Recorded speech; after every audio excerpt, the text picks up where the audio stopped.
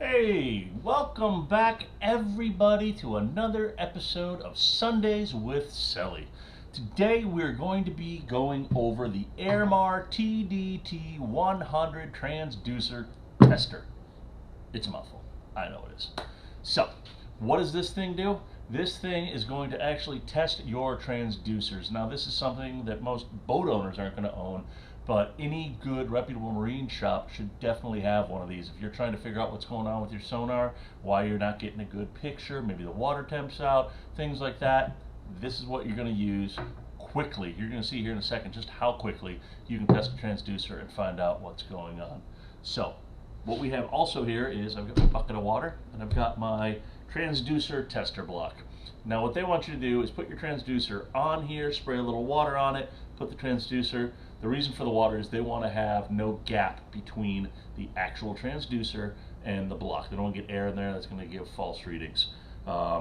We've chased it down, we've used squirt bottles, we've done a bunch of different things, and honestly, the easiest thing to do, get a tub like this from your local retail store and put the block in there. Today we're going to be doing a what do we got here? A B75 H Airmar chirp transducer. So we go ahead and put this guy right on the block right there, and that just enough weight it holds the block down. We have a blue end on our cable. That means this one is going to be for a Garmin. We have a whole array of cables here. We've got Simrad, Garmin, Raymarine. It actually even has a breakout box, so if you've got a raw wire transducer without a plug on it, you can go right into there. This case, like I said, we know it's going to be a Garmin, so we take our blue end here. We look and we make sure that our pins are lined up, so we're not going to cross pins or pinch pins or do anything like that. We plug this guy in there, and then as simple as this, I'm just going to go onto the app right here. I'm going to tell it to start the test. See the big X-ducer ID. That's the very first thing this thing's going to look for while it's doing this, is it's going to be looking for the transducer ID so it knows what am I testing. And you see that it comes up right here. It knows that it's a B75H. It's now going to go through and it's going to measure this transducer because it knows what the baseline is of what this transducer left the factory at. If you're not sure if your transducer has an XHID number on it, you can look within anywhere between 6 to 18 inches of your transducer, the actual in-haul transducer. You can find a white tag and it's going to say what the transducer is, and you're going to see that XID number on there. So we've done our test on this. It was just that quick, and it says, yep, we are in range. So we're going to look and see what our results are.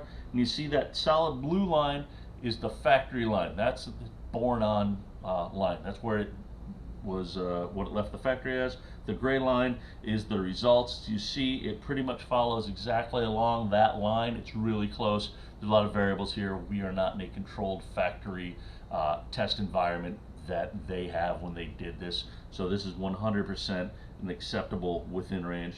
And as we swipe over, we can look, we can see that we have a date of manufacturing for this transducer, which is December of 2019. It has no hours of runtime on it. It means it hasn't been hooked up, hasn't been installed on the boat.